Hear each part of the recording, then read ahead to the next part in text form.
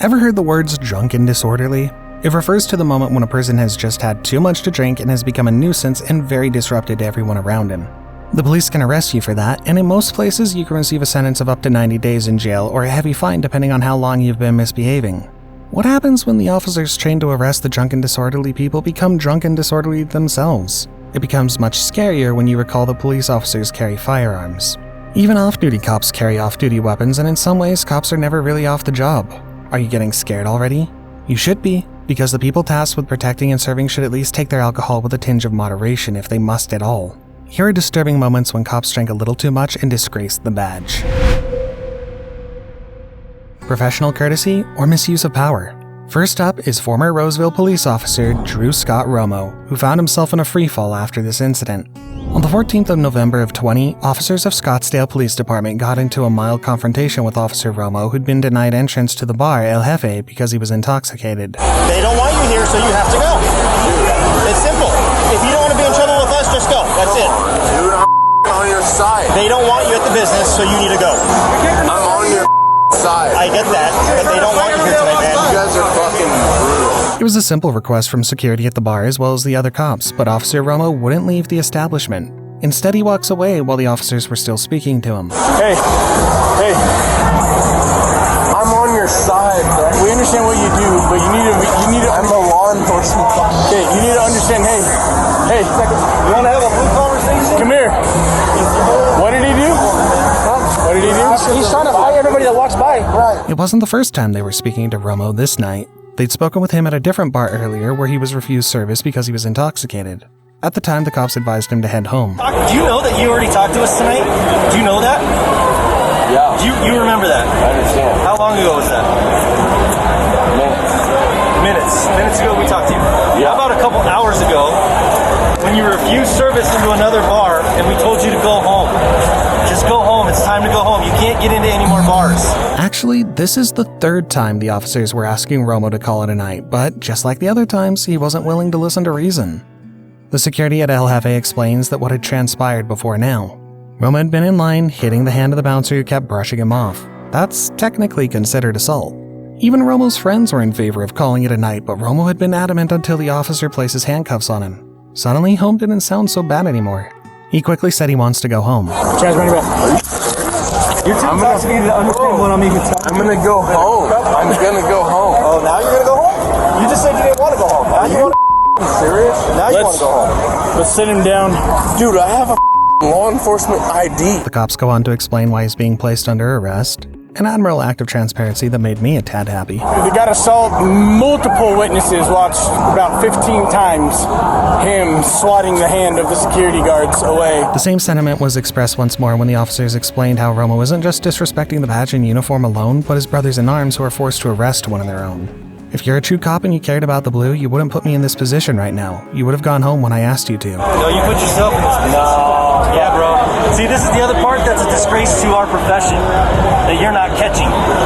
If you were a true cop and you cared about the blue, you would not put me in this position right now. You would have freaking gone home when I asked you to. Romo didn't like the cuffs on his wrists because he's used to placing cuffs on criminals and not being cuffed himself.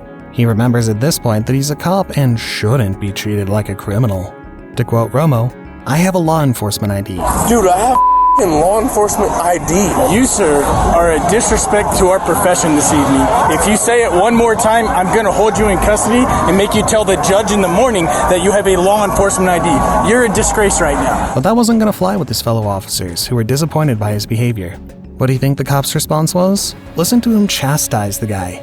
The disappointment in the arresting officer's voice is so palpable, you have to admire a cop who just doesn't let a man off the hook because he's a cop too. Did you hear Romo say that he had a law enforcement ID one more time? So you need to shut your mouth before I call your supervisor, and we go from there, and you don't lose your job in California while you're visiting Arizona. I don't understand. So you close your mouth and let us do our job now, because you can't make adult decisions. What's your job? My job is to take you to jail now, because you can't be an adult. Have a seat. I have your... Have a seat. Okay. Have a seat. Sit down. Hold on. Sit down.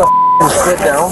Yes. The cops didn't just take the words of the employees for it. They also took witness statements from patrons who saw the whole thing to make sure that they were doing the right thing. We was just standing here waiting for our table, and he was just like, just looking at me, and I was like, is there like a problem? Yeah. And he was like, what do you say? There's gonna be a There's gonna be a problem. problem. I was like, That'd be a problem. and then that's when he turned around and started talking to him and pushing him. You could see how reluctant the witnesses are to give their names. They're afraid and gave only their first names along with their statements. Do you mind if I just get your guys' name real quick? You don't have to do it. It just is going to help. He's claiming to be a police officer in California, so obviously it's going to be a bigger deal. I'd rather not. You don't want to? Yeah, I'm good. I would rather not if I don't have to. I mean, yeah, I'm good. The evidence and witness statement empowered the arresting officer to write Romo up for drunken disorderly conduct. Romo sounded surprised when his charges were read out to him. You're being arrested for assault and disorderly conduct. Are you kidding?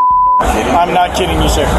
I have 5 people that provided me the exact same statement about you trying to physically assault them and then watched you physically assault the bouncer by swatting his hand away.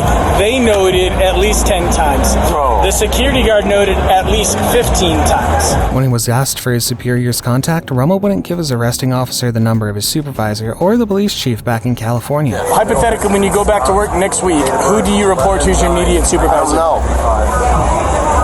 I will tell you that honestly. Do you have a lieutenant information? No, I don't. Immediately, they read out all the charges against him, and he remembered that he knew a sergeant here in Arizona. Can you contact, I'd love to contact somebody. Who can I contact? Sergeant Terabeth? Yeah, is he in your phone?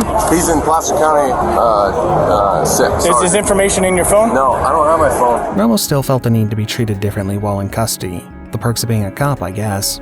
Can I chill out? He asked the officers, who looked confused by the question. What he wanted was to chill out in custody without being in cuffs. Can I chill out? Or no? I wish you would have chilled out, bro. Come on, bro. I'm gonna chill out for you. He continues to play the cop card. I'm a good dude, I'm a fucking cop, and that's a real thing. I'm a good dude. I'm a cop. That's a real thing. He gets taken to the station where he's expected to sleep off his intoxication in the jail facility. Okay. Well, sir, at this current time, you are in a jail facility, and the correct term probably would be prisoner. However, we're trying to get you released, but you're not showing any signs of sobering up that allows us to believe that you can go out and act accordingly in society. One thing remains certain, even after the effects of alcohol had worn off, Romo still felt he was right, that his brothers in blue hadn't accorded him the professional courtesy he deserved. Silver lining in all this? Officer Romo was dismissed from the force for his behavior here. We tried to give you the professional courtesy. I gave it to you. Okay. I was in handcuffs when I gave it to you. I'm done here. I just had to advise you of what you are ordered to I do. understand, sir, but I can't breathe in here. Protect or punish? Now we move to Aurora, where events were handled very differently when Officer Meyer was found passed out behind the wheels of a running Aurora police vehicle. On March 29th of 19, officers of the Aurora Police Department responded to a strange call. A cop car is apparently sitting on East Mississippi Avenue near Buckley Air Force Base with a police officer passed out in the front seat. The response was immediate and massive. The sight of the ambulances, fire truck, and cop cars all over the scene will make you think a serious injury had occurred. But it isn't an injury, at least not a physical one. I got him. Getting there? Yeah. Is it something that will come off once we start moving? No, we're good. Okay. It's all off. All right, we're ready to move. When officers of the Aurora PD arrived at the scene, this is how they found their colleague. He's placed in an ambulance and you can see how much care goes into his handling.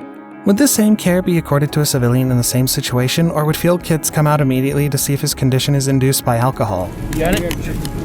Yeah. Did you guys check Cincinnati at all?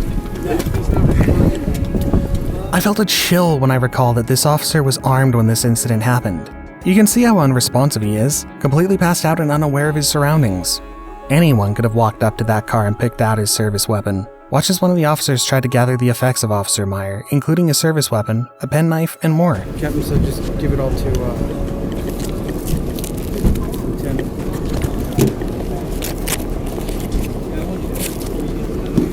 He's so inebriated that he's unaware of everything going on around him. The first cop on the scene made the decision to treat the situation as a medical one, which is why the ambulances were there. While the cops say that they were doing their job, a lot of folks believe they simply acted to protect their brother in blue and not in the best interest of law and order.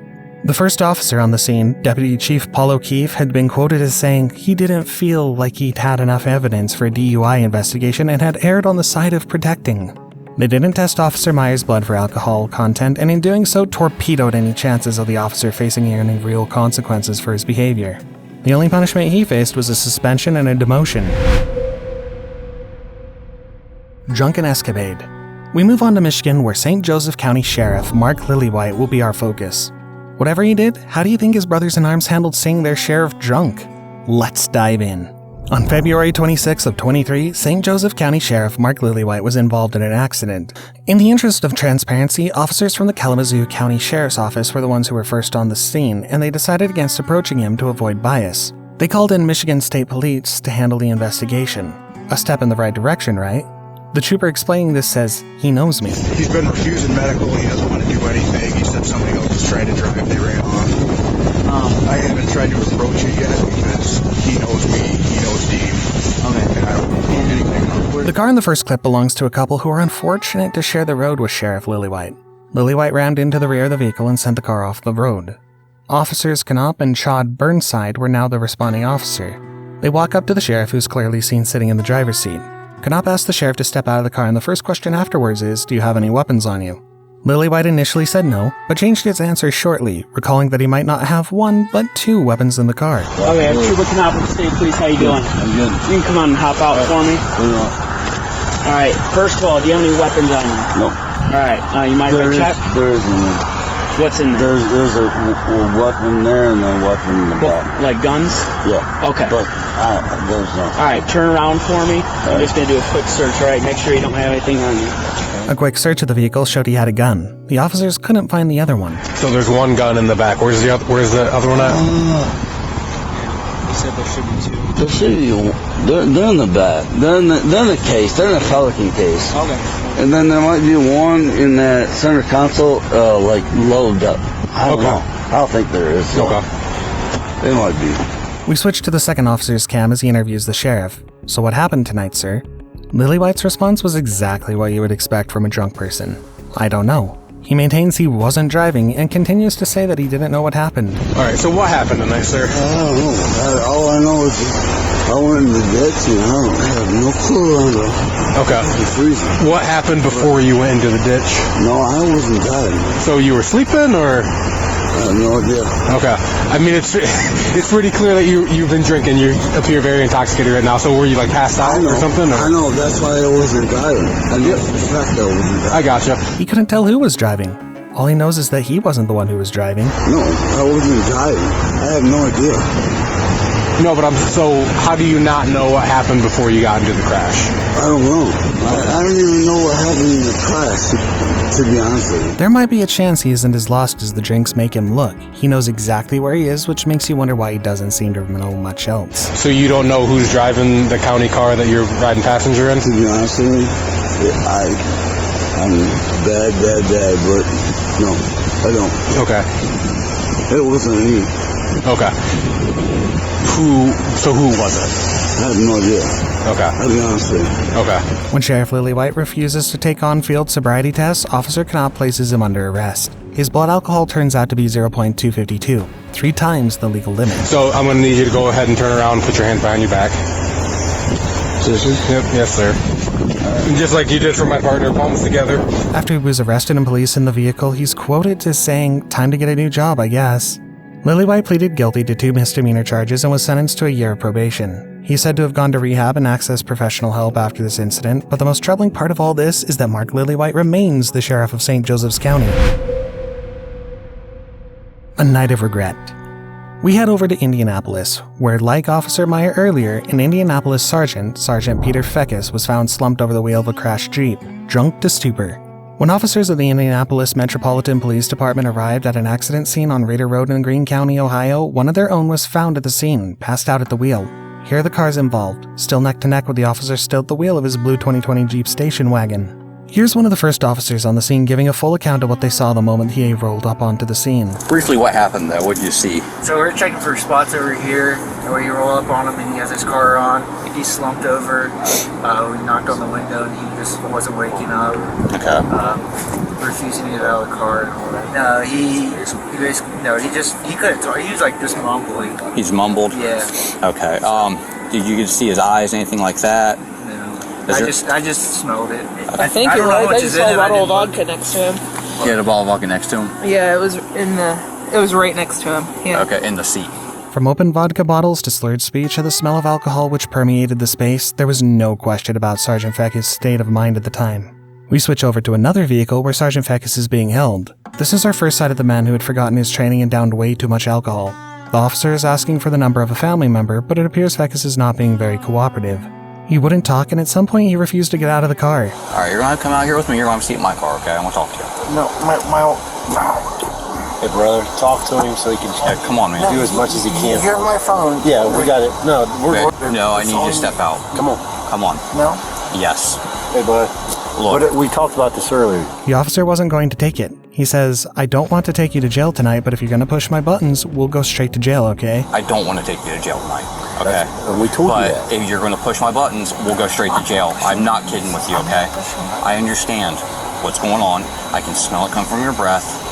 I already know what's going on. I'm not pushing buttons. You're starting to push my buttons already. If you're going to be compliant, be compliant. If not, we can go to jail. He finally cooperates, offers up his name, and steps out of the vehicle. Ask you your name, you just look down, okay?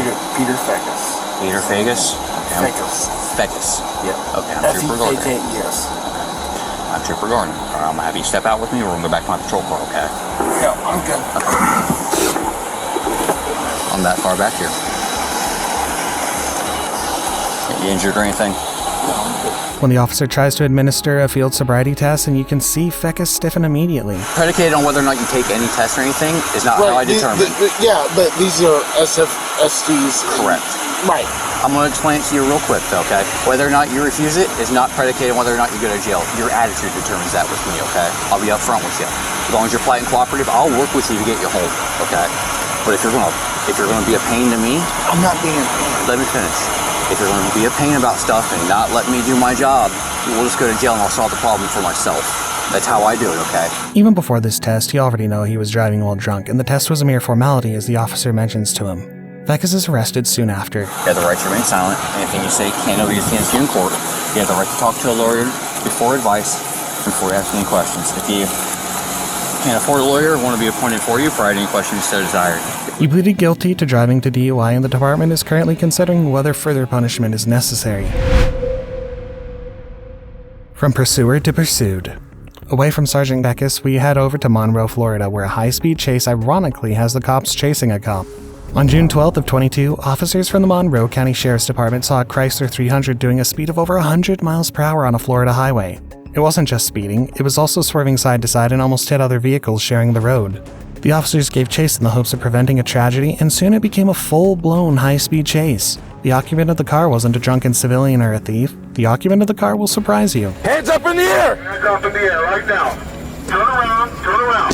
Turn around, do not face me, turn around. The first thing he says is, I'm a cop. Why are you acting like that? I'm a cop. And he wasn't lying. Get right over here. I don't give a who you are. Get on your knees. Yeah, I'm a cop.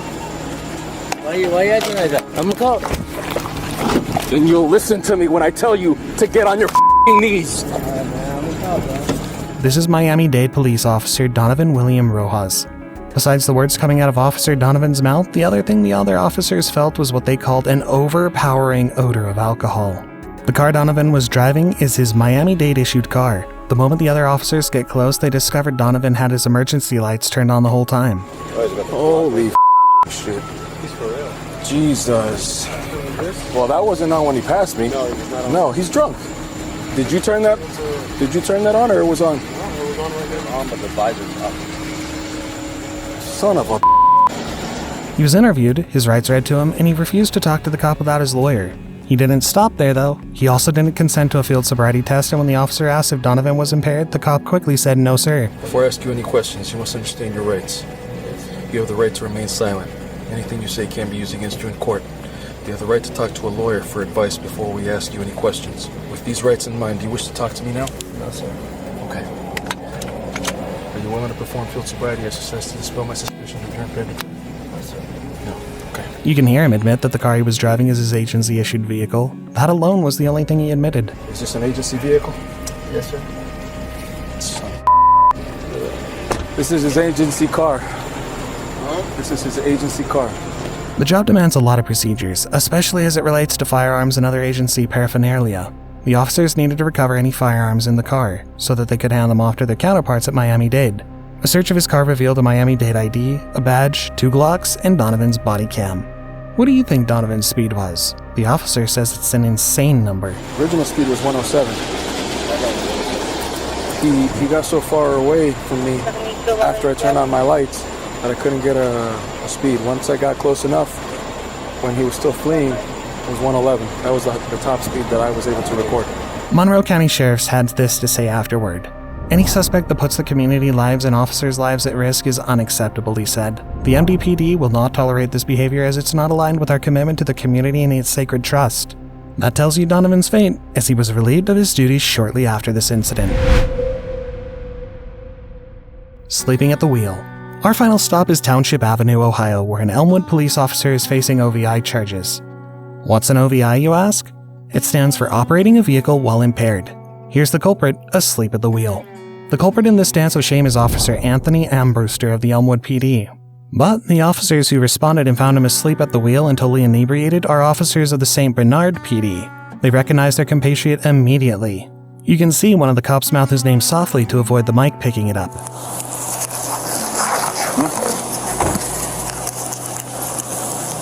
What's going on?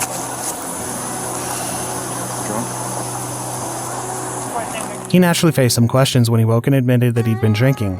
He's off duty at this time, but he had court in about 5 hours. On duty or off duty, does anything excuse Ambrewster's reckless driving? Are you having a drink? Yeah. How much? How much? Cup. One thing you notice with him is his cooperation with the cops. He wasn't haughty, he didn't demand special treatment, he simply answered questions as they were addressed to him, unlike some of the more vocal subjects discussed earlier who thought that they should be treated differently because of their status as cops. Although he had admitted that he'd been drinking, he didn't object to a field sobriety test. He was probably sure he would pass. So at this time I'm going to offer you to perform field sobriety test. Would you like to perform them or are you going to refuse? While you're walking, keep your arms down to your sides, watch your feet at all times, and count your steps out loud. Once you start walking, don't stop until you've completed the test. You understand the instructions? Yes, sir. Begin and count your first step from heel to toe position as 1. 1, 2, 3, 4, 5. Do you think he passed the sobriety test? Here's the moment Ambrewster was officially placed under arrest with his rights read out to him. So right now, we have probable cause to believe that you're operating a vehicle under the influence of alcohol, okay? You are under the arrest, you have the right to remain silent, and you say can will be used against you in the court of law. You have the right to an attorney if you cannot afford one, be appointed by the courts. You have the right to answer my questions at any time without an attorney present. You also have the right to stop answering my questions at any time without an attorney present. You understand your rights? Okay. Reports from the Elmwood Police Department says Ambrewster's employment has been terminated as of July 17th.